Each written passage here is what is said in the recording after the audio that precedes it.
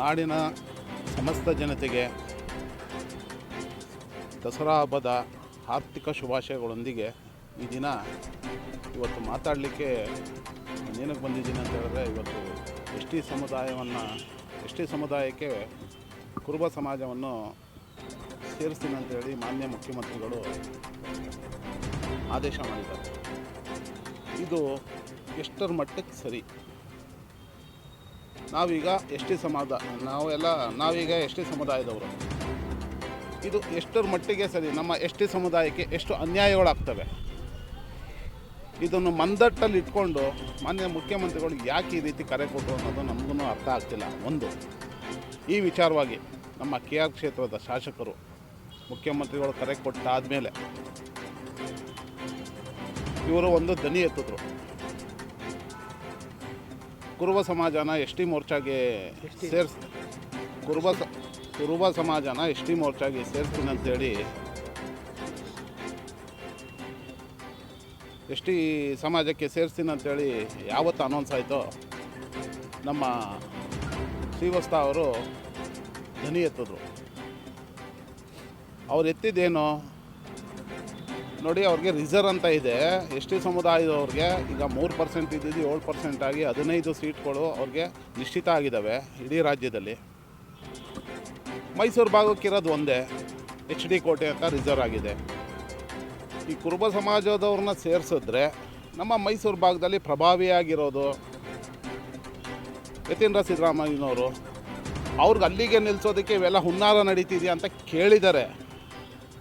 ಅದಕ್ಕೆ ಅಂಥೇಳಿ ಇವರು ದಂಗೆ ಹೇಳಲಿಕ್ಕೆ ನೀವು ಕರೆ ಕೊಡ್ತಾ ಇದ್ದೀರಾ, ಜಾತಿ ಸಂಘರ್ಷ ಮಾಡಲಿಕ್ಕೆ ನೀವು ಕರೆ ಕೊಡ್ತಾ ಇದ್ದೀರಾ ಅಂಥೇಳಿ ಕುರುಬ ಸಮಾಜದವರು ಕೆಲವು ಮುಖಂಡರು ಹೋಗಿ ಅವ್ರ ಮೇಲೆ ಗಲಾಟೆ ಮಾಡೋದು, ಅವ್ರ ವಿರುದ್ಧ ದೂರು ಕೊಡೋದು, ಈಗೆಲ್ಲ ಮಾಡ್ತಾಯಿದ್ದಾರೆ. ಇದು ಎಷ್ಟು ಮಟ್ಟಕ್ಕೆ ಸರಿ? ಹಾಗಾದರೆ ಎಸ್ ಟಿ ಸಮುದಾಯದವರು ಬಗ್ಗೆ ದನಿ ಎತ್ತದೇ ತಪ್ಪ? ಯಾಕಂದರೆ ಶ್ರೀವಸ್ತ ಅವರು ನಮ್ಮ ಎಸ್ ಟಿ ಸಮುದಾಯದವರಲ್ಲ. ಸರ್, ಎಸ್ ಟಿ ಸಮುದಾಯದಲ್ಲಿ ಈಗಾಗಲೇ ಸುಮಾರು ಉಪಜಾತಿಗಳೆಲ್ಲ ಇದ್ದಾವೆ. ನಾಯಕ ಸಮುದಾಯ ಅಂತ ಒಂದೇ ಏನಿಲ್ಲ, 52 ಜಾತಿಗಳೇನೋ ಬರ್ತವೆ.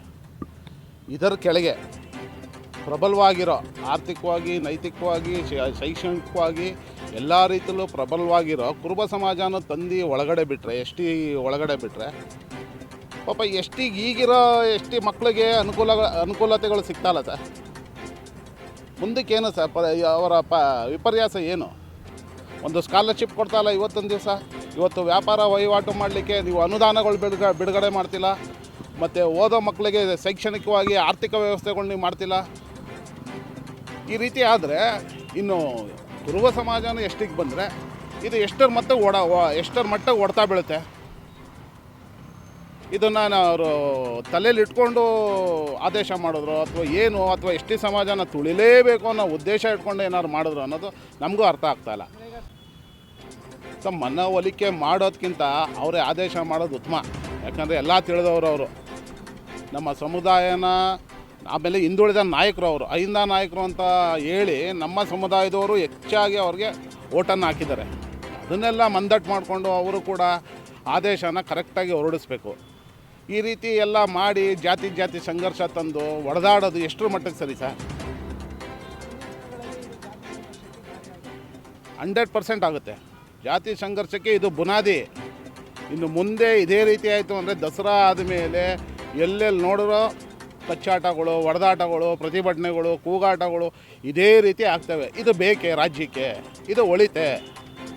ರಾಜ್ಯಕ್ಕೆ ಒಳಿತಾ ಹೇಳಿ ಸರ್.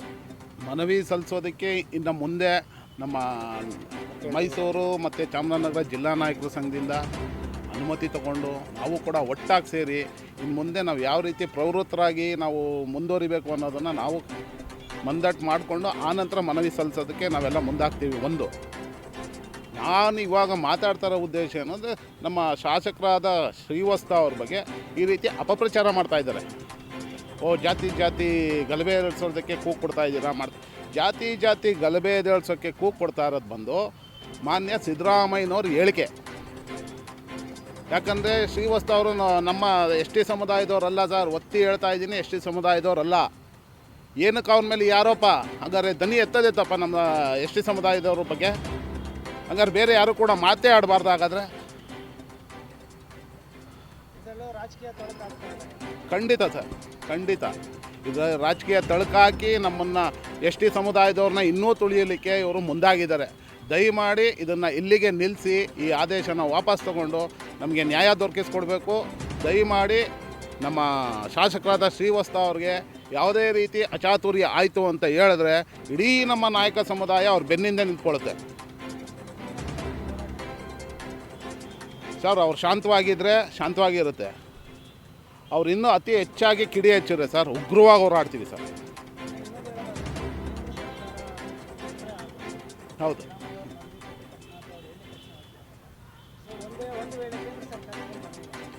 ಸರ್, ಕೇಂದ್ರ ಸರ್ಕಾರಕ್ಕೆ ಮನವಿ ಮಾಡೋದಂತೂ ಮಾಡೇ ಮಾಡ್ತೀವಿ ಸರ್. ನಮ್ಮ ಭಾಜಪ ಪಕ್ಷದಿಂದನೇ ನಾವು ಮಾಡ್ತೀವಿ. ಕೇಂದ್ರಕ್ಕೆ ಏನು ಮನವಿ ಸಲ್ಲಿಸಬೇಕು ಅದನ್ನು ಸಲ್ಲಿಸ್ತೀವಿ. ಬಟ್ ಆದರೂ ಇಲ್ಲಿರೋ ಕರ್ನಾಟಕದ ಜನತೆಗೆ ನೆಮ್ಮದಿ ಹಾಳು ಮಾಡೋದಕ್ಕೆ ಏನಕ್ಕೆ ಕರೆ ಕೊಟ್ಟರು ಅನ್ನೋದು ನಮಗೂ ಭಾಳ ಬೇಸರದ ಸಂಗತಿ ಈ ವಿಚಾರವಾಗಿ. ಸರ್, ನನ್ನ ಹೆಸರು ಬಂದು ನಂದೀಶ್ ನಾಯಕ್ ಅಂತೇಳಿ KR ಕ್ಷೇತ್ರದ ST ಮೋರ್ಚಾ ಅಧ್ಯಕ್ಷ.